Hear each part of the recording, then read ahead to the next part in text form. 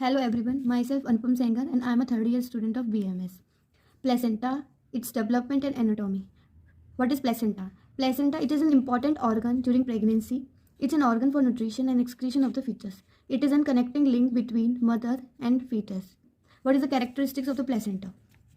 First, it is discoid shape. Placenta is circular disc shape, जैसे circular disc shape in centre में ये thick होता है और पेरिफेरी में थिन होता है. हीमोकोराइडल. Foetus and maternal blood never mix. Means जो फीटस का ब्लड होता है और मदर का ब्लड होता है वो कभी मिक्स नहीं होता. Decidual which expels out after the delivery of the foetus. जो कि फीटस की डिलीवरी के बाद में वो भी एक्सपेल हो जाता है from the uterus. Dimension of the placenta. Diameter of the placenta is 15 to 20 centimetre and thickness इसकी होती है 3 सेंटीमीटर. अब हम बात करते हैं सरफेस ऑफ प्लेसेंटा की. तो placenta is develop by 2 surface. एक होता है मैटरनल सरफेस और एक होता है फीटल सरफेस. जो मैटरनल सरफेस होता है लगभग 20% होता है पूरा उसका फीटस का, and formed by decidua basalis. And foetal surface is contributing 80% to the placenta and it is formed by trophoblast cell of the outer cell mass of the foetus. Let's talk about the structure of placenta. Structure of chorion. This is a major part of the placenta where chorionic villi, finger-like projection growing into uterine endometrium. Amnion sacs surround embryo contain amniotic fluid. Amniotic fluid कैसे बनता है? वो बच्चे के excretion से बनता है. ठीक है, जो यूरिन एक्सक्रीट करता है बच्चा उससे एमनियोटिक फ्लूइड बनता है. तो एम्ब्रियो सैक क्या होता है? जो एम्ब्रियो को सराउंड करता है और जिसमें एमनियोटिक फ्लूइड होता है. अब हम बात करें structure and functional unit of placenta की. वो है स्टेम विलाई, जिसको हम कॉटिलेडन प्लासेंटोन भी कहते हैं. अब एक प्लेसेंटा में लगभग 60 स्टेम विलाई होती हैं और 3-4 स्टेम विलाई मिलाकर एक कॉटिलेडन बनाते हैं. और एक प्लेसेंटा में लगभग 15 to 19 कॉटिलेडन्स होते हैं. अब ये जो structure and functional unit of placenta की, let's talk about the structure of the placenta.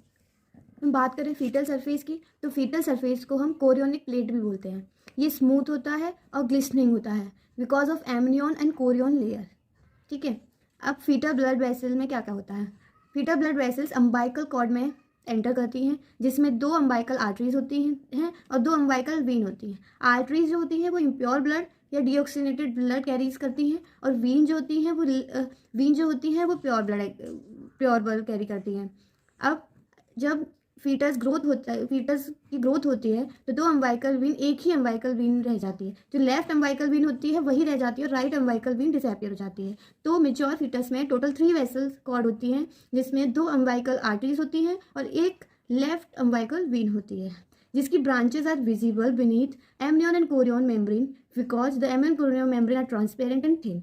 अब हम बात करें एमनियोटिक लेयर की, तो वो एक सिंगल लेयर होती है क्यूबॉइडल सेल्स की बनी हुई. और कोरियोनिक मेम्ब्रेन की बात करें तो वो 1 सिंगल लेयर होती है क्यूबॉइडल कॉलमनार सेल्स की बनी हुई. तो कंट्रीब्यूशन जो होता है फीटस का वो 4/5 ऑफ प्लेसेंटा होता है, और जो मदर का कंट्रीब्यूशन होता है प्लेसेंटा फॉर्मेशन में वो 1/5 ऑफ प्लेसेंटा होता है. ओके.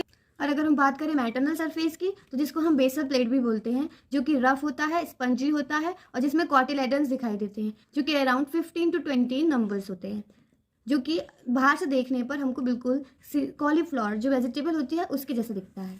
अगर हम डायसेक्शन देखें, कट पीस ऑफ प्लेसेंटा देखें, तो हम उसमें देखेंगे कि जो फीटस सरफेस से जो अम्बाइकल कॉर्ड से जो अम्बाइकल वीन और आर्टरीज आ रही हैं वो अपना पूरा वो जा रही हैं एंड वो एंटर कर रही हैं विलाई में.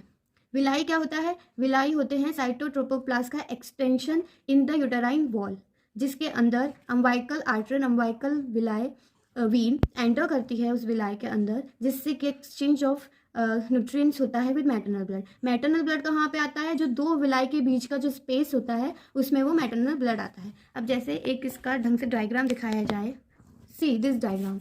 इसमें यहाँ से अम्बाइकल कॉर्ड गए, यहाँ से अम्बाइकल वेसल जा रही हैं. ये हैं टर्शरी विलाई, जिसमें कि जो साइटोट्रोपोप्लाज्म की लेयर है वो एक ऐसे ब्रांचिंग फॉर्म करती है इन द यूटेराइन वॉल. ठीक है. इसके अंदर अम्बाइकल वेसल्स एंटर करते हैं. 2 विलाई के बीच में जो स्पेस होता है इंटरवेलस स्पेस, इसमें मैटरनल ब्लड जो स्पाइरल आर्टरी यूटेराइन वेसल्स की लेकर आ रही है मैटरनल ब्लड को, वो एंटर करती है इन इंटरवेलस स्पेस और वहाँ पे पोर करती है मदर का ब्लड.